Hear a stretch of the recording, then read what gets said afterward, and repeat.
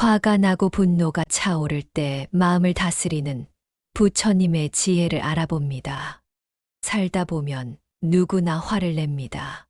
사람이기 때문에 감정이 있고 그 감정이 때때로 우리를 휘감고 지나가죠. 특히 예상치 못한 말 한마디, 나를 무시하는 태도, 반복되는 실망 속에서 마음속 분노는 쉽게 불씨처럼 피어오릅니다. 하지만 부처님께서는 말씀하셨습니다. 분노는 불이다. 그 불은 상대를 태우기 전에 먼저 자신을 태운다. 오늘은 그 불길 앞에 선한 제자의 이야기로부터 시작됩니다.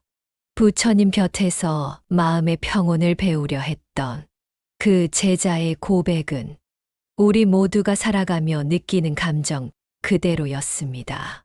이제 그 이야기를 따라가 보겠습니다. 어느 날, 제자는 얼굴에 화기가 가득한 채로 부처님을 찾아왔습니다. 그는 깊은 숨을 쉬며 말문을 열었습니다. 부처님, 저는 요즘 화가 잦습니다.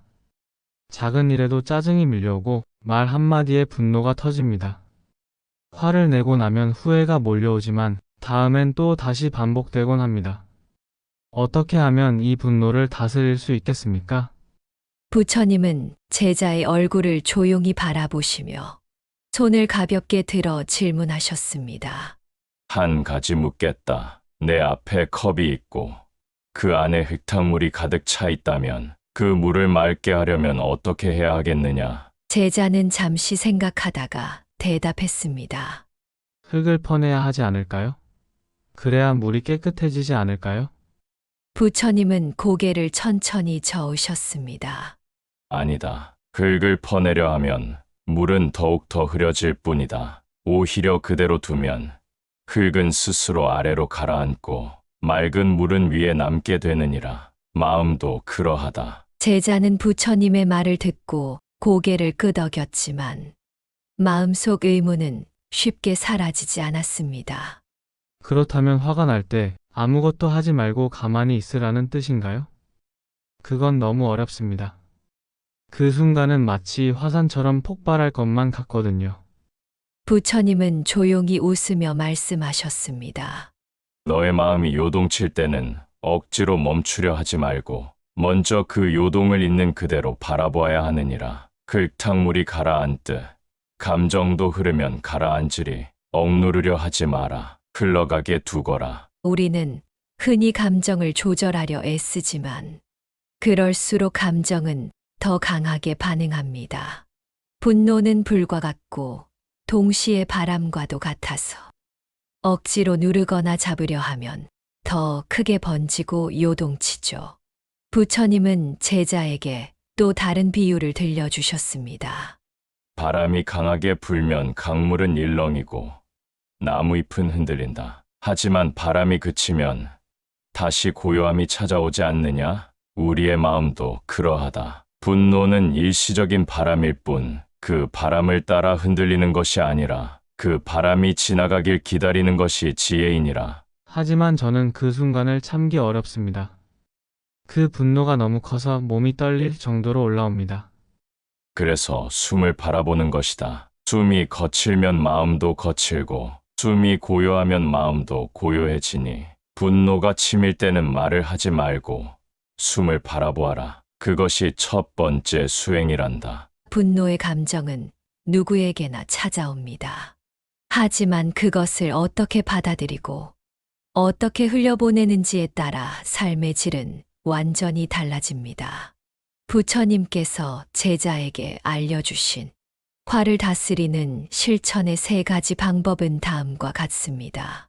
첫째, 깊은 숨을 들이마시고 내쉬며 마음을 가라앉혀라. 호흡은 마음을 진정시키는 가장 부드러운 길이다. 둘째, 화가 날 때 감정을 억지로 없애려 하지 말고 화가 나는구나 하고 있는 그대로 알아차려라. 판단하지 말고 바라보는 것이다. 셋째, 이 감정 또한 지나갈 것임을 기억하라. 분노는 머물지 않는다. 그 순간을 흘려보내면 너의 마음은 다시 고요해질 것이다. 부처님, 저는 그동안 화를 없애려 애썼습니다. 하지만 오히려 더 크게 터졌고 후회만 남았습니다. 감정은 밀어낼수록 강해진다. 그러나 받아들여 바라볼 때 그것은 힘을 잃고 사라진다. 이것이 화를 다스리는 법이니라. 제자는 그날 이후 화가 올라올 때마다 부처님께 배운 대로 호흡을 바라보고 감정을 억누르지 않고 조용히 들여다보기 시작했습니다. 처음엔 쉽지 않았지만 점차 그의 마음은 전보다 훨씬 부드러워졌고 자신의 감정에 휘둘리지 않게 되었습니다. 어느 날 제자가 다시 부처님을 찾아와 말했습니다. 부처님, 저는 아직도 때때로 화가 납니다. 하지만 이제는 그 화를 억누르려 하지 않고 그저 바라볼 수 있게 되었습니다. 부처님은 미소를 머금으며 고개를 끄덕이셨습니다. 그것이 수행이다. 화를 없애는 것이 아니라 화에 휘둘리지 않는 것. 그 길을 걷는 자는 언젠가 평온의 연못에 도달할 것이다. 마음속에서 화가 일어날 때 억누르지 마세요. 싸우려 하지 마세요. 그저 조용히 호흡하세요. 그 감정을 바라보세요. 그러면 당신의 마음은 다시 고요해질 것입니다. 묵언지해는 소리 없이 당신 곁에 있습니다. 왜 이렇게 화가 날까? 이 질문을 스스로에게 던져본 적 있으신가요? 우리는 누군가의 말이나 행동에 분노하고 때론 아주 사소한 상황에서도 감정이 폭발하는 자신을 보며 당황하거나 자책하곤 합니다. 하지만 부처님은 말씀하셨습니다. 분노는 외부에서 오는 것이 아니라 그대 마음속에 이미 심겨진 씨앗에서 자란다. 부처님, 저는 너무 쉽게 화가 납니다. 다른 이들은 침착하게 넘기는 일을 저는 왜 이렇게 마음에 담아두고 분노로 이어지는 걸까요? 그대의 분노는 그대의 마음에서 시작되었다. 화는 바깥에서 오지 않는다. 그대를 건드린 것은 상황이 아니라 그대 안에 있는 반응인 것이다. 그렇다면 저는 왜 그렇게 반응하는 것입니까? 왜 어떤 말은 그냥 지나치지 못하고 왜 어떤 행동은 날카롭게 다가오는 걸까요? 화에는 세 가지 뿌리가 있는데 첫째는 집착, 둘째는 두려움, 셋째는 자존심이니라. 첫째로 집착이 만든 분노로 사람은 누구나 내가 옳다는 생각을 붙잡고 산다. 그 생각은 마치 손에 꼭 쥔 칼과 같다. 누군가 그 칼을 빼앗으려 하면 우리는 움켜쥐고 저항하게 된다. 내가 옳다고 믿는 그 기준, 그 신념이 흔들릴 때 우리는 쉽게 분노한다. 내 방식이 부정당했어. 내가 믿는 가치가 무시당했어. 그 마음에 고집이 화를 낳는 것이다. 그리고 화는 때로 두려움에서 시작된다. 사람들은 상처받을까봐 두렵고 거절당할까봐 인정받지 못할까봐 두렵다. 그 두려움은 때때로 공격이라는 방식으로 우리를 지켜내려 한다. 상처받기 전에 먼저 밀어내자. 무시당하지 않기 위해 목소리를 높이자.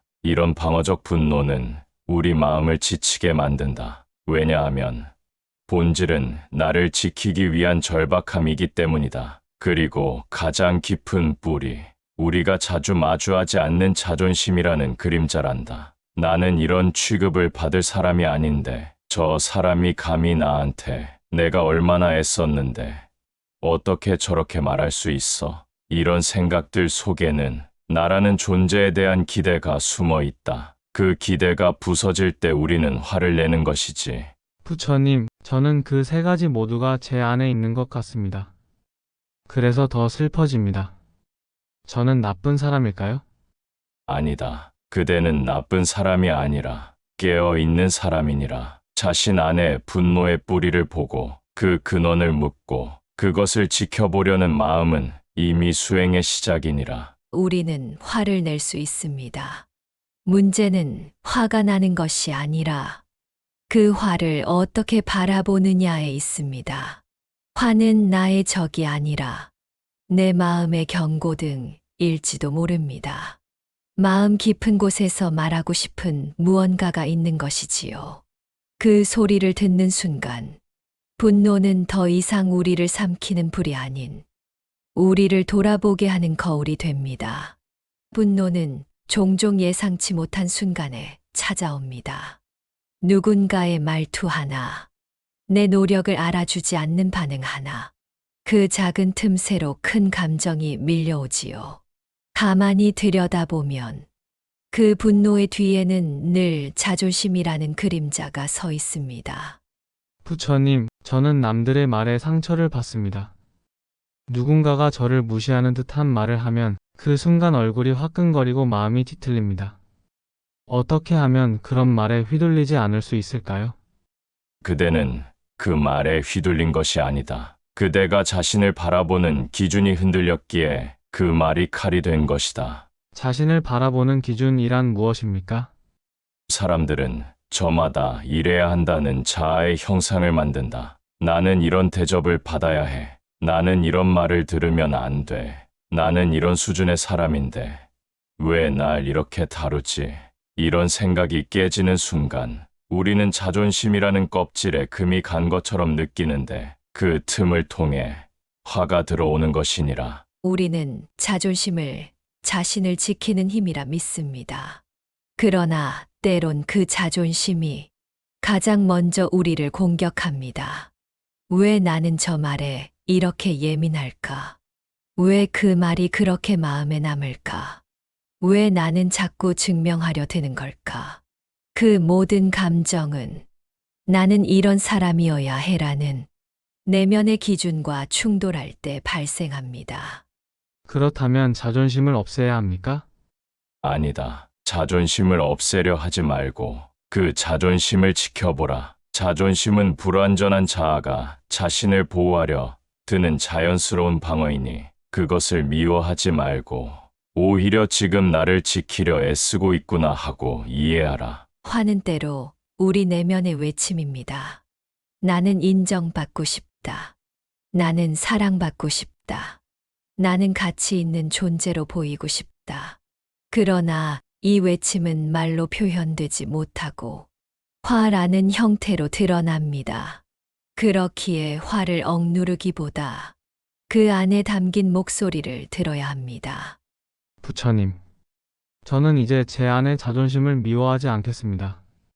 대신 그것을 지켜보겠습니다. 좋다. 자신을 지켜보는 사람은 다른 이도 해치지 않느니라. 오늘 우리는 알게 되었습니다. 분노란 사실, 우리 안에 있는 상처받은 자아의 울음이라는 것을, 그 울음에 귀 기울일 때 비로소 화는 사라지고 이해와 자비의 길이 열린다는 것을, 우리는 감정을 조절하려 애쓰지만 정작 감정을 이해하려는 노력은 하지 않습니다. 부처님께 배움을 구한 제자는 마음속 분노를 꺼내어 그 본질을 마주하려 합니다. 부처님, 저는 분노가 나쁜 것이라 여겨왔습니다.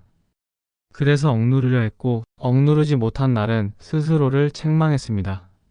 그대는 분노를 적으로 여겼구나. 하지만 분노는 적이 아니다. 분노는 그대 안에 고통받는 아이의 울음일 뿐이다. 울음이라니요?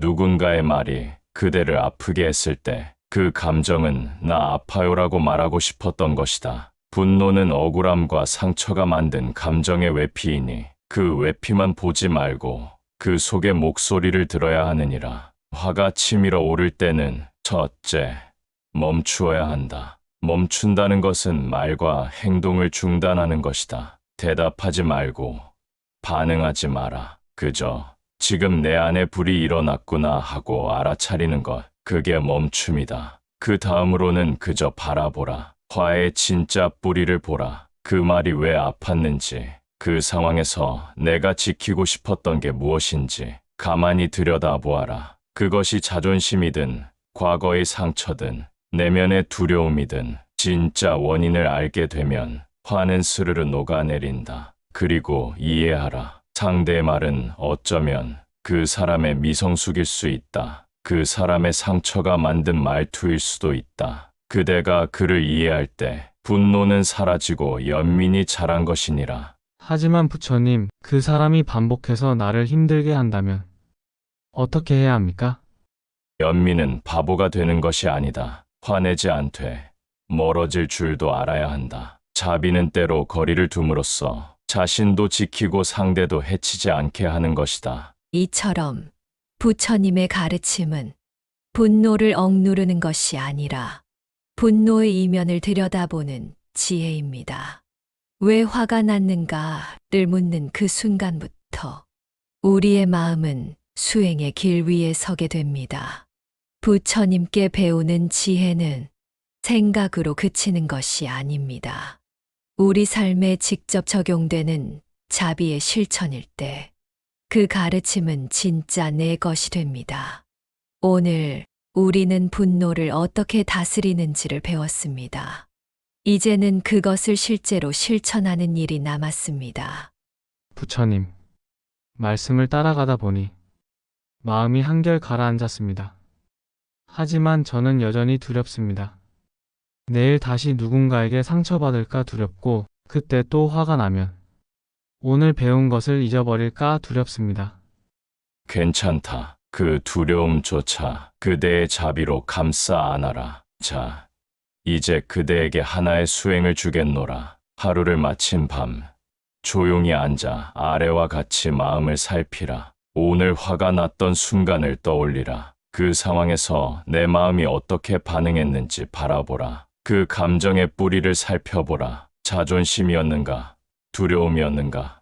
인정받고 싶은 욕구였는가? 그 감정을 억누르지 말고 다정하게 말 걸어라. 괜찮아. 너는 그럴 수 있어. 나도 너를 이해해. 마치 어린아이를 쓰다듬듯이 상대방의 입장도 상상해보라. 그는 왜 그런 말을 했을까? 그 또한 불완전한 사람이며 고통을 품고 살아가는 존재일 수 있느니라. 이 수행은 단지 분노를 없애는 연습이 아닙니다. 이 수행은 내 마음을 바라보고 그 안에 고통을 끌어안고 다시 세상을 자비롭게 바라보는 연습입니다. 부처님, 화가 날 때마다 말씀해 주신 명상으로 제 마음을 닦겠습니다. 그대가 마음을 매일 닦으면 어느 날 그대 마음은 고요한 연못처럼 잔잔해질 것이다. 그리고 그 물 위엔 고요히 떠 있는 달 하나가 비출 것이다. 그 달은 그대의 자비요, 그대의 지혜이니라. 화는 누구에게나 일어납니다.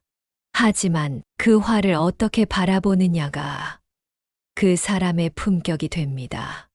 오늘도 우리 마음에 작은 파문이 일더라도 그 파문을 지켜보는 고요한 시선을 잊지 않기를 바랍니다. 무건지혜가 늘 함께 하겠습니다.